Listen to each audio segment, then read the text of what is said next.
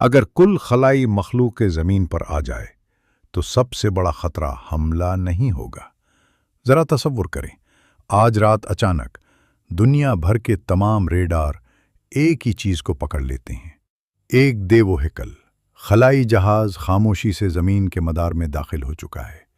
ना कोई हमला, ना कोई धमाका, ना कोई पैगाम, सिर्फ खामोशी। दुनिया भर की हुकूमतें हंगामी इजलास बुला लेती हैं, फौजें अलर्ट हो जाते हैं और करोड़ों लोग सिर्फ एक सवाल पूछते हैं, क्या वो जमीन पर कब्जा करने आए हैं? लेकिन अगर आप भी यही सोच रहे हैं तो शायद आप गलत हैं, क्योंकि अगर कोई तहजीब हजारों या लाखों नूरी साल का सफर तय करके यहां तक पहुंची है तो जमीन का सोना, तेल, पानी या मादनियात उनके लिए शायद इतनी ही अहमियत रखते हों जितनी आपके लिए सड़क किनारे पड़ी एक मुट्ठी रेत। और अगर वो वसाइल लेने नहीं आए तो फिर आखिर उनका मकसद क्या हो सकता है? इस सवाल का जवाब शायद आपकी कायनात के बारे में पूरी सोच बदल दे। हमने फिल्मों में बार बार यही देखा है कि खलाई मखलूक ज़मीन पर हमला करती है ताकि हमारे वसाइल पर कब्जा कर सके। लेकिन अगर हम साइंसी नुक्ता नज़र से सोचें तो ये नज़रिया ज़्यादा मंतकी नहीं लगता, क्योंकि कायनात में सबसे ज़्यादा वाफर चीज़ वसाइल ही हैं। सिर्फ हमारे शमसी निज़ाम में मौजूद सैयारचों के पट्टी में इतनी धातें मौजूद हैं कि वो इंसानी तारीख में निकाली गई धातों से कई गुना ज़्यादा हो सकती हैं। कुछ सैयारचे ऐसे हैं जिनमें मौजूद लोहा, निकल और कीमती धातें पूरी इंसानी तहजीब की हज़ारों साल की ज़रूरियात पूरी कर सकती हैं। और अगर हम मुश्तरी और ज़ुहल जैसे देवेकल सैयारों की बात करें तो वहाँ हाइड्रोजन और हेलियम के बेशुमार ज़खायर मौजूद हैं। सोचिए, अगर आपके सामने एक पूरा समंदर मौजूद हो तो क्या आप सिर्फ एक गिलास पानी लेने के लिए किसी के घर में दाखिल होंगे? बिल्कुल नहीं। इसी तरह एक बैनुन-नजमी तहजीब कभी भी सिर्फ वसाइल हासिल करने के लिए ऐसे सैयारे का इंतखाब नहीं करेगी जहां कशिश-ए-सिक़ल हो, फ़ज़ा हो और एक ज़हीन मखलूक भी आबाद हो। ये न सिर्फ मुश्किल होगा बल्कि गैर ज़रूरी भी। लेकिन असल हैरानकुन बात अभी बाकी है, क्योंकि सवाल सिर्फ ये नहीं कि उन्हें वसाइल की ज़रूरत क्यों नहीं, बल्कि ये है कि वो इतने ताकतवर कैसे बने। इसका जवाब हमें साइंस के एक हैरानकुन नज़रिए में मिलता है। 1964 में सोवियत माहिर फल्कियात निकोलाई कार्दाशेव ने एक ऐसा पैमाना पेश किया जिसने तहजीबों को उनकी तवानाई इस्तेमाल करने की सलाहियत के मुताबिक 3 दर्जों में तकसीम कर दिया। पहला दर्जा, ऐसी तहजीब जो अपने पूरे सैयारे की तवानाई इस्तेमाल कर सके। दूसरा दर्जा, जो अपने पूरे सितारे की ताकत पर काबू पा ले। और तीसरा दर्जा, जो पूरी कहकशां की तवानाई इस्तेमाल करने के काबिल हो। अब ज़रा अपनी तरफ देखिए, इंसानी तहजीब अभी तक पहले दर्जे तक भी नहीं पहुंची। माहिरीन के मुताबिक हम तकरीबन 0.7 दर्जे पर मौजूद हैं। इसका मतलब ये है कि हम अभी तक अपने ही सैयारे की तमाम तवानाई को मौसर तरीके से इस्तेमाल नहीं कर सकते। तो फिर वो तहजीब जो हज़ारों या लाखों नूरी साल का सफ़र करके यहाँ पहुँच जाए, सोचिए वो हमसे कितनी आगे होगी। शायद सैकड़ों साल नहीं, हज़ारों साल नहीं, बल्कि लाखों साल।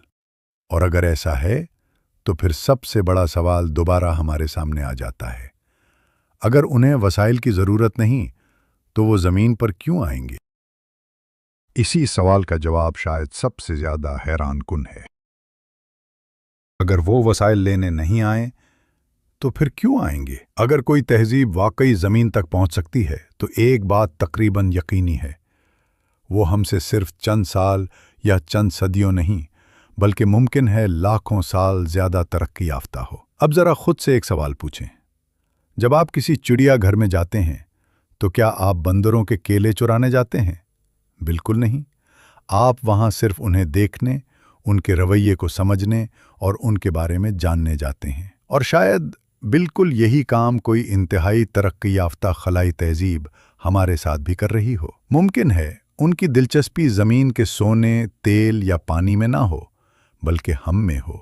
शायद वो जानना चाहते हों कि एक ज़हीन मखलूक कैसे इर्तका करती है। शायद वो इंसानी शऊर को समझना चाहते हों, या शायद वो ये देख रहे हों कि क्या हम कभी इतने तरक्की याफ्ता बन सकेंगे کہ ان سے رابطہ کرنے کے قابل ہو جائیں۔ اسی خیال کو سائنس میں زو ہائپوتھیسس کہا جاتا ہے۔ اس نظریے کے مطابق ممکن ہے خلائی تہذیبیں بہت پہلے سے ہمارے وجود سے واقف ہوں، لیکن وہ جان بوجھ کر خاموش ہوں۔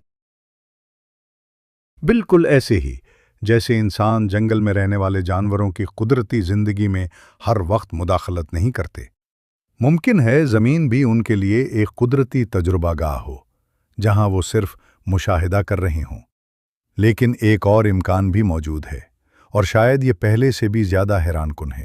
اگر کسی تہذیب نے توانائی، وسائل اور بقا کے تمام مسائل حل کر لیے ہوں، تو شاید اس کا مقصد سلطنتیں بنانا نہ ہو بلکہ علم بانٹنا ہو۔ جیسے آج انسان نایاب جانوروں کو بچانے یا کم ترقی یافتہ علاقوں میں امداد پہنچانے کی کوشش کرتے ہیں، ویسے ہی کوئی انتہائی ترقی یافتہ تہذیب نئی ابھرتی ہوئی تہذیبوں کی رہنمائی بھی کر سکتی ہے۔ لیکن یہاں ایک خطرناک غلط فہمی پیدا ہوتی ہے۔ ہم ہمیشہ خلائی مخلوق کو دو حصوں میں تقسیم کر دیتے ہیں، اچھی یا بری، مگر شاید حقیقت ان دونوں میں سے کوئی بھی نہیں، کیونکہ ہم یہ فرض کر لیتے ہیں کہ وہ بھی ہماری طرح سوچتے ہوں گے، جبکہ حقیقت یہ ہے ہم شاید ان کی سوچ کا تصور بھی نہیں کر سکتے۔ ایک چیونٹی کبھی انٹرنیٹ، سیٹلائٹ یا مصنوعی ذہانت کو نہیں سمجھ سکتی۔ اسی طرح ممکن ہے انسان بھی لاکھوں سال آگے موجود کسی ذہانت کو کبھی نہ سمجھ سکے۔ وہ ہماری مدد بھی کر سکتے ہیں، وہ ہمیں نظر انداز بھی کر سکتے ہیں، اور شاید سب سے خوفناک بات یہی ہے، بے پرواہی۔ ذرا سوچیں، جب آپ سڑک پر چلتے ہیں تو کیا ہر چونٹی پر نظر رکھتے ہیں؟ نہیں، اس لیے نہیں کہ آپ ان سے نفرت کرتے ہیں، بلکہ اس لیے کہ وہ آپ کی توجہ کا حصہ ہی نہیں ہوتی۔ اور شاید ہم بھی کسی عظیم خلائی تہذیب کے لیے صرف ایک معمولی سی مخلوق ہوں۔ اگر ایسا ہے تو پھر شاید زمین بھی ان کے لیے کوئی خاص اہمیت نہ رکھتی ہو۔ آخرکار ہمارا سورج صرف راہ شیریں کی اربوں ستاروں میں سے ایک عام سا ستارہ ہے، اور ہماری کہکشاں بھی کائنات کی کھربوں کہکشاؤں میں سے صرف ایک ہے۔ ایسی بے انتہا وسعت میں زمین واقعی کتنی خاص ہو سکتی ہے؟ شاید اتنی بھی نہیں جتنا ہم ہمیشہ سمجھتے آئے ہیں، اور یہی وہ حقیقت ہے جو انسانیت کو سب سے زیادہ ہلا سکتی ہے۔ اگر کل ہمیں واقعی کسی خلائی تہذیب کا وجود معلوم ہو گیا تو سب سے بڑا صدمہ جنگ نہیں ہوگا، بلکہ یہ احساس ہوگا کہ ہم کبھی بھی کائنات کا مرکز نہیں تھے۔